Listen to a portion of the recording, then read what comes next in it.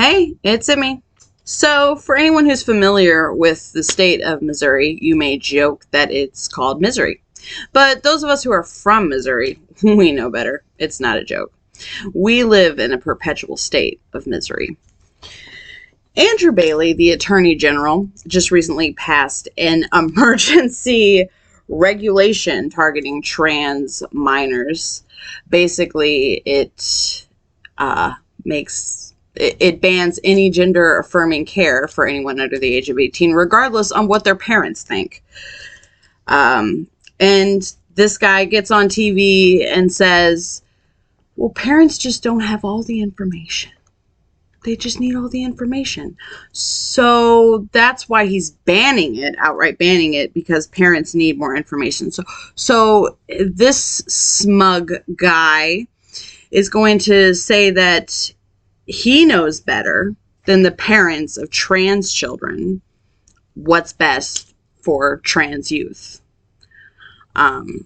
So he must just have all the information about trans youth and gender affirming care and how it affects trans children and how it affects them in their lives. He must know everything, and it must be so dangerous that he has to ban it. So, here's what I know about trans history. I know that in 1918, which was about 105 years ago, Magnus Hirschfeld first began adaptation theory, which was basically the idea that somebody can live as the gender that they identify as rather than the gender that they were born with. He felt that this was the best way to address the issue of transgenderism, which, however it was thought of at the time, it is something that has been documented through all of human history. His first surgeries began in about 1922. Now, the first American successful gender reassignment surgery was Christine Jorgensen, and that was in about 1920s, 30ish, around there. But it was brought to attention in about 1952, and that was whenever, at least for Americans, that was when they first became something well known that people would transition and to change their gender. And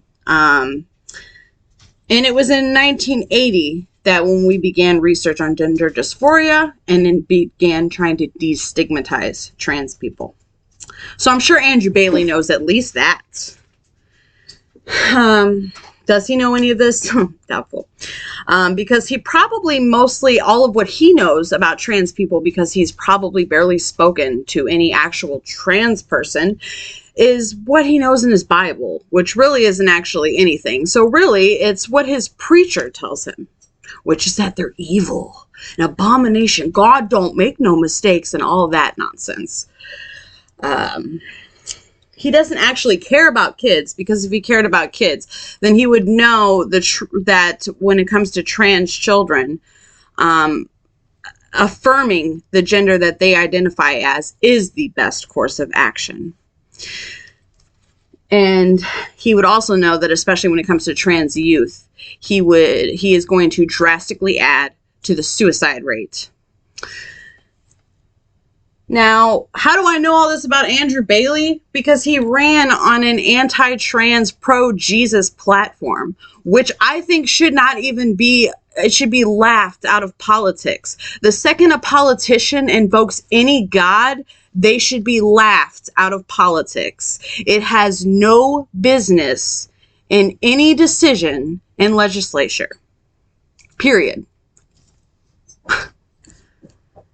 And that's really all I have to say about Andrew Bailey, and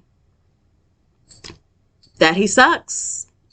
Actually, I would like to say more, but, you know. Thanks, everybody, for watching. See you later.